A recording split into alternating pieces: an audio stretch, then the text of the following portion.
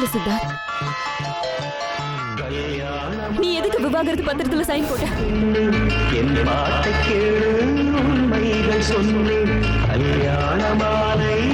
Sorry Siddharth, என்னால இதை எடுத்துக்க முடியாது, நீயே வச்சுக்க. இதை நான் உனக்காக தான் வாங்கிட்டு வந்தேன். வேணும்னா மாட்டிக்க, இல்லைன்னா தூக்கி போடு. நானா இதை போட்டுக்க முடியும்? சம்சார சங்கீதமே கல்யாணமாலை கொண்டாடும் பெண் என் பாட்டை கேடு உண்மைகள் சொல்லு.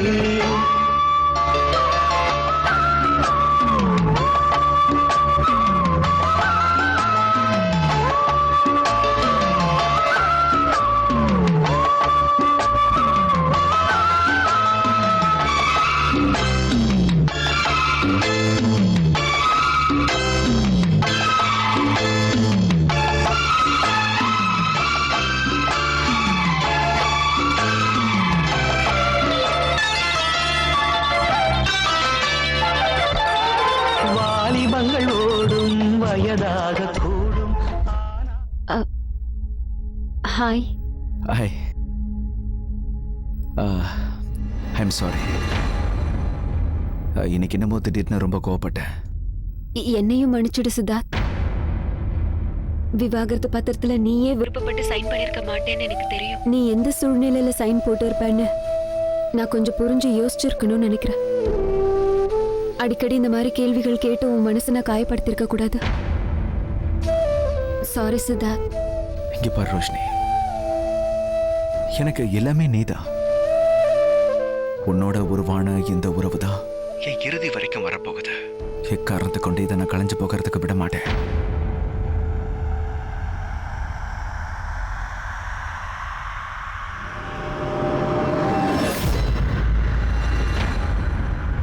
என்னாச்சு? ஒண்ணுல அது காத்து ரொம்ப வேகமா அடிக்குது. ஒரு நிமிஷம். இங்கேயும் தான் காத்து அடிக்குது.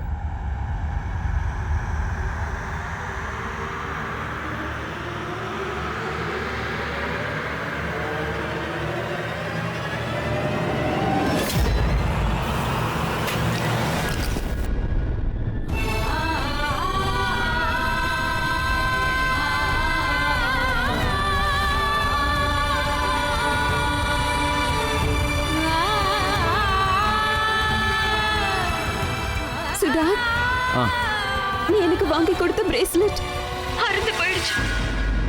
இந்த பிரேஸ்லெட் இருக்கிற வரைக்கும் நம்மளோட உறவு இருந்துட்டே இருக்கும்னு சொன்னியே.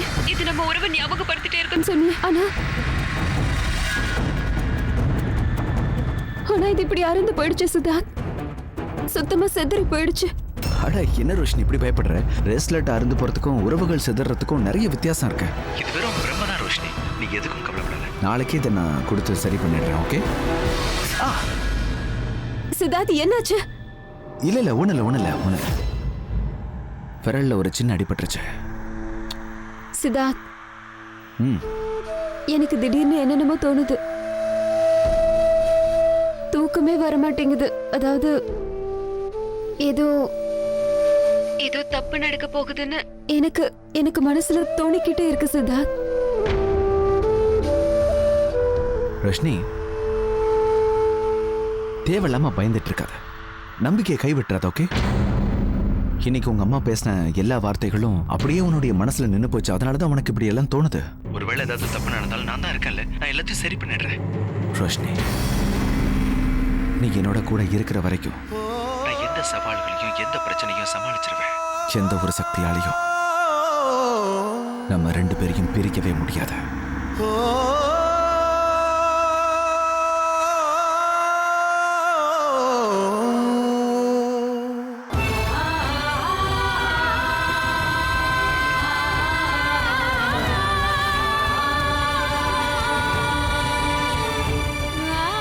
ரோஷினி, நீ என் கூட இருக்கிற வரைக்கும் நான் எந்த தடைகளையும் எந்த சவால்களையும் ஜெயிச்சிருவேன். எந்த ஒரு சக்தியாலையும் நம்ம ரெண்டு பேரையும் பிரிக்க முடியாது ரோஷினி.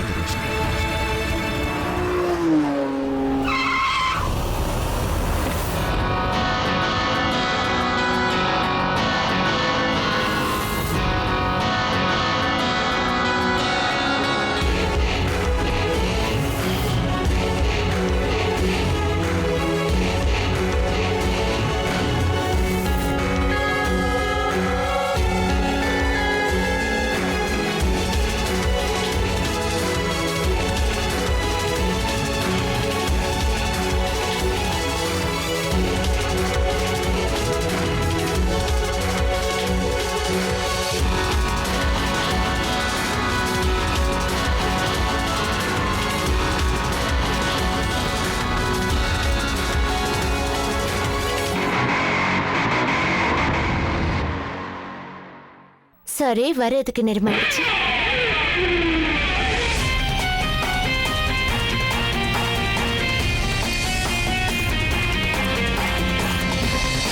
உண்மையிலே உண்மையிலே உன்னை இவ்வளவு வருஷம் கழிச்சு பார்த்ததுல எனக்கு எவ்வளவு சந்தோஷமா இருக்கு தெரியுமா?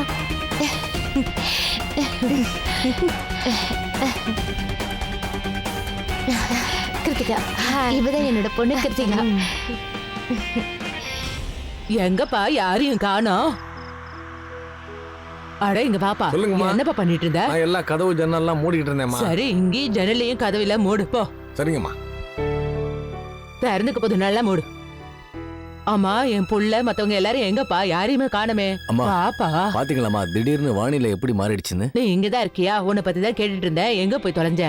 அண்ணே. சொல்லுங்க சார். அம்மா எங்க இருக்காங்க? அம்மா கிருத்திகா மேடத்தோட வெளியில போயிருக்காங்க சார்.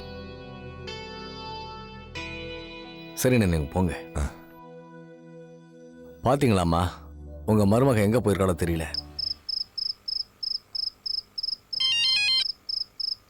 ஹலோ. அம்மா சிம்ரன், இந்த ராத்திரி நேரத்துல என்ன பர்ச்சேஸ் வேண்டி இருக்கு? எங்க போயிருக்கீங்க? பழைய தோழி ஒருத்தி வந்திருந்தா, அவளை பார்க்கலாமேன்னு இங்க வந்தோம். அவ கூட பேசுனதுல நேரம் போனதே தெரியல. புயல் ஓஞ்சதுக்கு அப்புறம் நான் அங்க புறப்பட்டு வந்துடுறேனே. சரி. சரிங்க. அவ என்ன சொல்றா? யாரோ பழைய ஃப்ரெண்ட பார்த்தாளாம். வீட்டை பத்தி இவளுக்கு கவலையே இல்லை. இப்ப எதுக்குப்பா இப்படி கோவப்படுற? யாராவது முக்கியமானவங்களா இருப்பாங்க, ரொம்ப நாள் கழிச்சு பாத்திருப்பா, வந்துருவா. வீணா எது கோவப்படுற? உனக்கு சரியா புரியல. அவ மெல்ல மெல்ல மாறதுக்கு முயற்சி பண்ணிட்டு இருக்காப்பா. இது ரோஷினியே என்கிட்ட வந்து சொன்னா. சிம்மி ரோஷினிய பத்தி பாராட்டி பேசினாலாம். எவ்வளவு தூரம் சிம்மி மாறி இருக்கா. படிப்படியா எல்லாம் சரியாயிடும். நீ எதை பத்தியும் கவலைப்படாத. குறிப்பா இந்த மாதிரி கோவப்பட்டு எல்லாத்தையும் கெடுத்துறாதா. ஐயோ அம்மா, நீங்க வேற. நான் எங்கம்மா கோவப்படுறேன்? நான் கவலைப்படுறதெல்லாம் ஒண்ணே ஒண்ணுதான். கடவுளே, சிம்ரனுக்கு கொஞ்சம் அறிவு கொடுன்னு வேண்டிக்கிறேன். இந்த வீட்டுல எல்லாம் பழைய நிலைக்கு வந்தா எனக்கு அதுவே போதுமா. அதுக்கப்புறம் நான் என்னோட மருமக ரோஷினிய மறுபடியும் இந்த வீட்டுக்கு கண்டிப்பா அழைச்சிக்கிட்டு வருவேன். நிச்சயம். இது கேட்கும் போது எவ்வளவு சந்தோஷமா இருக்கு தெரியுமா எனக்கு.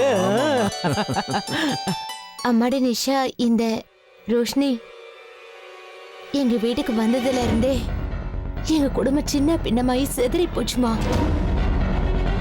சித்தபத்தி அவன் எவ்வளவு ஒரு நல்ல பையங்கிறது உனக்கு தான் நல்லா தெரியுமேமா.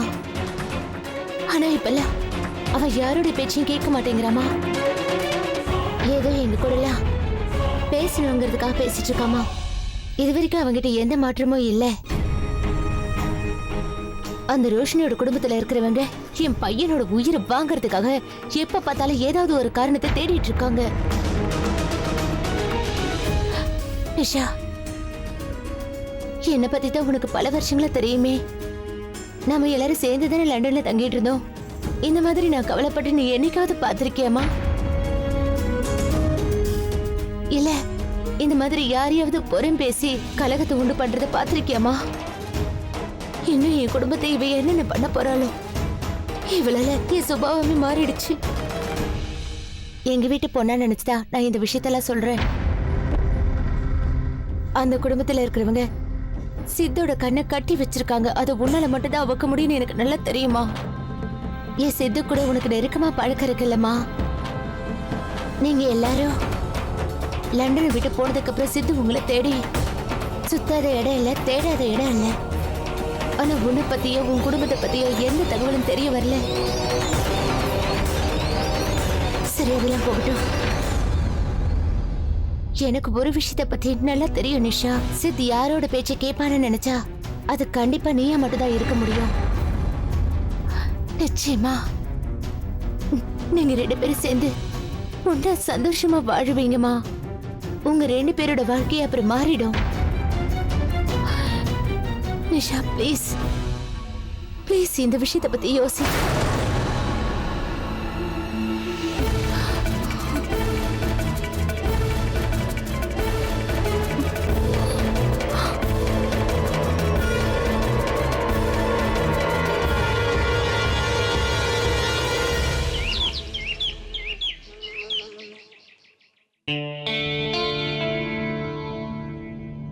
Phone.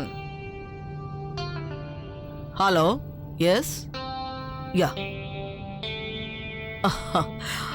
ரொம்ப ரொம்ப நன்றி. சீரியஸ்லி இதை நினைச்சு நான் ரொம்ப பெருமைப்படுறேன். என்னடா விஷயம்? சிறந்த நகை கடைக்கான பரிசை நம்ம டிடிக்கு கொடுத்துருக்காங்களாம். இவ ஏன் பொண்ணாச்சே? அவ நல்ல மனசுக்கு எல்லாம் நல்லதா நடக்கும். ஓ ஓகே. இல்ல இல்ல, நான் வந்து எனக்கு இப்பதான் ஞாபகத்துக்கு வருது. நான் அன்னைக்கு சிட்டிலேயே இருக்க மாட்டேன். நான் வர முடியாது.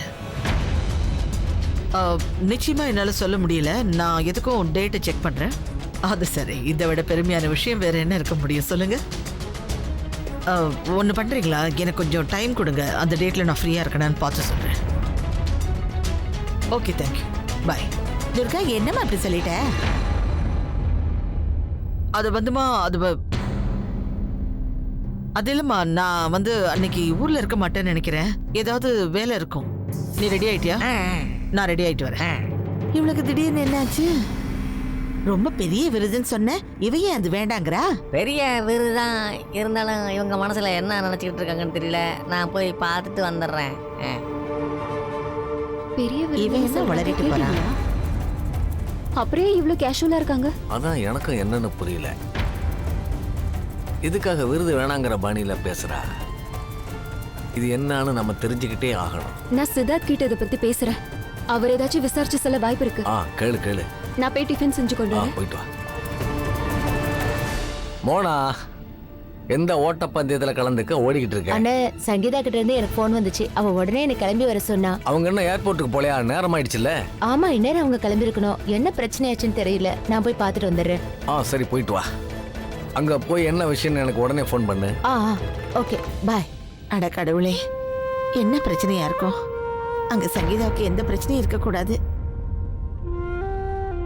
வீட்டை பிரிச்சுட்டீங்க, ஆனா இதயத்தை உங்களால எப்படி பிரிக்க முடியும்? இப்ப சந்தோஷமாப்பா? உன்னை பார்க்காம நான் எவ்வளவு தவிக்கிறேன் தெரியுமா? முதல்ல நீ இனிப்பு சாப்பிடு ரோஷினி. இந்த சாப்பிடு ரோஷினி. ஐயோ கடவுளே, உங்க ரெண்டு பேரும் இப்படி ஒண்ணா வச்சு பார்க்கும்போது சந்தோஷத்துல கண்ணுல இருந்து கண்ணீரே வந்துரும் போல இருக்கே. எனக்கு கண்ணீர்னா கொஞ்சம் கூட பிடிக்காது. எனக்கும் கண்டிப்பா பிடிக்காதுப்பா. இது ஒண்ணு மெகா சீரியல்ல, இது நம்மளுடைய வாழ்க்கை, புரியுதா? நீங்க எனக்கு இதை சொல்லவே வேணாம். சரி, என்ன இந்த பக்கம் வந்திருக்க? என்ன விஷயம் சொல்லு. அது வந்து எனக்கு ஒரு ஹெல்ப் வேணுமே. கண்டிப்பா என்னால முடியாது. உனக்கு ஹெல்ப் வேணும்னா அங்க கோயில் முன்னாடி ஒரு சாமியார் உட்காந்துருப்பாரு, அவர்கிட்ட போய் கேளு, அவர் கண்டிப்பா பண்ணுவாரு. ஆனா உரிமையோட என்கிட்ட ஏதாவது கேட்கறதா இருந்தா கேளு, நான் கண்டிப்பா பண்றேன், புரியுதா? இவர் முதல்ல இருந்தே இப்படிதான் மாமா. அது என்னன்னா மாமா, நான் எதுக்கு வந்தேன்னா, நகைக்கடை கவுன்சில்ல இருந்து அம்மாக்கு ஒரு ஃபோன் வந்துச்சு. அதுக்கப்புறம் அம்மாக்கு ஒரு பார்ட்டி கொடுத்து ஆனர் பண்ணணும்னு நினைச்சாங்க. முதல்ல அதை கேட்டு அம்மா சந்தோஷப்பட்டாங்க. ஆனா அதுக்கப்புறம் ஏதோ சாக்கு சொல்லி தட்டி கழிச்சுட்டே இருந்தாங்க. அதுக்கு என்ன காரணம் இருக்கும்னு எனக்கு சரியா தெரியல. எனக்கு தெரியாததுனாலதான் உனக்கு ஏதாச்சும் தெரியுமான்னு கேட்க வந்தேன். இதுல எனக்கு ஹெல்ப் பண்ண முடியுமா? இவனுக்கு என்ன தெரிய போகுது? ஒரு நிமிஷம், நானே என்ன காரணம்னு சொல்றேன். கொஞ்சம் இரு, வரேன். வணக்கம் சார். சொல்லுங்க சார், எப்படி இருக்கீங்க? ஓகே சார், நான் உங்களுக்கு இப்போ எதுக்கு ஃபோன் பண்ணேன்னா, உங்களுக்கு இந்த துர்கா தேவி தெரியும்ல? ஆமா, துர்கா தேவி தான் உங்க முழு பேரு. உங்க சபாவில இருந்து ஒரு விருது கொடுக்க போறதா கேள்விப்பட்டேன். ஓஹோ, சரி சரி சரி, ஓகே சார், ஓகே ஓகே, சரிங்க சார், அப்போ நான் வச்சிடுறேன். ஓகே சார், ரொம்ப நன்றி சார். ஓகே. என்னாச்சு? வேடிக்கையா இருக்கு. அவங்க துர்கா தேவிக்கு ஒரு விருது தராங்க. ஆனா துர்கா தேவி கிட்ட ஒரு வேண்டுகோள் வச்சிருக்காங்க. அதாவது விருது வாங்கினதுக்கு அப்புறம் மேடைக்கு வந்து உங்களோட அனுபவங்களை எல்லாருக்கும் எடுத்து சொல்லுங்கன்னு அவங்க கேட்டிருக்காங்க. சரி, துர்கா தேவி மறுத்துட்டாங்க. ஏன்னு புரியலையே. ஆனா எனக்கு எல்லாம் தெளிவா புரிஞ்சிடுச்சுப்பா. துர்கா தேவிக்கு மேடைன்னா ரொம்ப பயம், அதனாலதான் முடியாதுன்னு சொல்லிட்டா. ஐயோ, அப்படிலாம் ஒண்ணு இல்லப்பா. ஃபேமஸ் டிடிக்கு மேடையை பார்த்தா பயமா? ஒரு நாளைக்கு அவங்க 100கணக்கான பேர் பாக்குறாங்க. பல பேர் தினம் தினம் சந்திக்கிறாங்க. கல்லூரி நாட்கள்ல இருந்தே இதுதாம்மா பிரச்சனை. பல பேரை தினமும் சந்திக்கிறாங்கன்னு சொல்றல்ல. விருதுகள் கொடுக்கறது, சகஜமா பழகிறது, இதெல்லாம் சாதாரண விஷயம். ஆனா மேடையில் ஏறி பேசுறதுங்கிறது சாதாரண விஷயம் இல்ல. தைரியம் வேணும். சித்தார்த், என்னைக்காவது மேடை ஏறி இருக்கியா? பார்த்தா அப்படி தெரியல. சரி, மேடை மேல ஏறினதுக்கு அப்புறம் முதல்ல நம்ம கண்ணுக்கு படுறதெல்லாம் மக்கள் கூட்டம். அவங்கெல்லாம் நம்மளையே பார்த்துக்கிட்டு இருப்பாங்க. முதல்ல கை தட்டுவாங்க, அப்புறம் அமைதியா நம்மளோட கண்ணையே பார்ப்பாங்க. என்ன பெருசா பேசுறான்னு அப்படியே நம்மள பார்ப்பாங்க. அதை பார்த்தது நமக்கு மூளை வேலை செய்யாது. புரியுதா? புரிஞ்சுக்கோ. உன்னோட அம்மா துர்காதேவி டிடி எல்லாரையும் டாரா கிழிக்கக்கூடிய அந்த டெரர் வியாபார உலகத்துல வெற்றிகரமா சுருட்டி வரக்கூடிய இந்த பெண்மணி இருக்காளே, அவ மேடை ஏற பயப்படுறா. ஒரு வாட்டி இப்படிதான் மேடை ஏறினதை அங்கேயே அழுதுட்டா. நான் எவ்வளவோ முயற்சி பண்ணேன், அந்த பயத்தை அவகிட்ட இருந்து போக்குறதுக்காக நான் எவ்வளவோ முயற்சி பண்ணேன். ஆனா அவ தைரியம் இழந்துட்டா. நிஜமாவா? இப்ப கூட அவங்க மாறவே இல்லை ரோஷினி. ஆனா இனி மாறுவாங்க. எப்படி சொல்றீங்க மாப்பிள்ள? அது எப்படிங்கறத என் கையில விட்டுருங்க மாமா. அந்த தலைவலியை நான் பாத்துக்கிறேன் மாமா. நான் தான் இருக்கேன்ல, எல்லாத்தையும் சரி பண்ணிடுறேன். அம்மா அம்மா, எனக்கு ரொம்ப பயமா இருக்கு. வழக்கம் போல ஒரு தகவலும் இல்ல. அட, ஒருவேளை அவ தன்னோட மனசை மாத்திக்கிட்டாலோ? இந்நேரம் அவ சித்த சந்திச்சிருக்கணுமே. நிஷாவால மட்டும்தான் நம்மள இந்த பிரச்சனையில இருந்து வெளியே கொண்டு வர முடியும். ஆமா,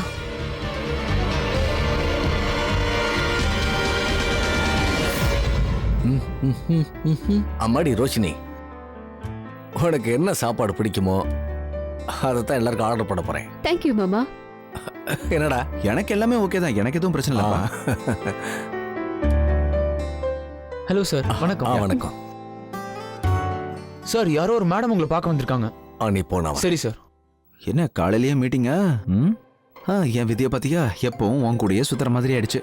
முறைக்காத, லிஃப்ட் வந்துருச்சு, வா வா please.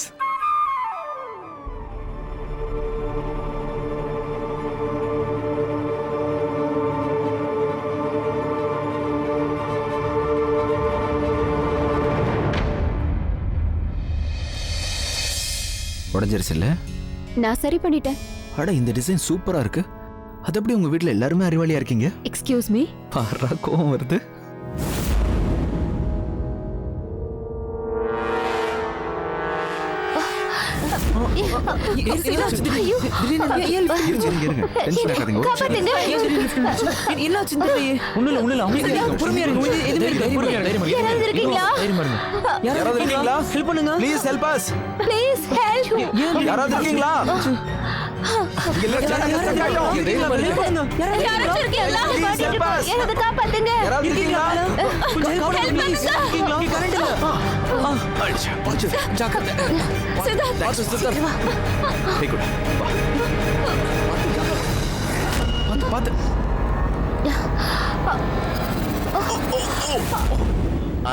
I'm sorry, madam. I'm sorry. அம்மா, கை கொடுமா. வா வா.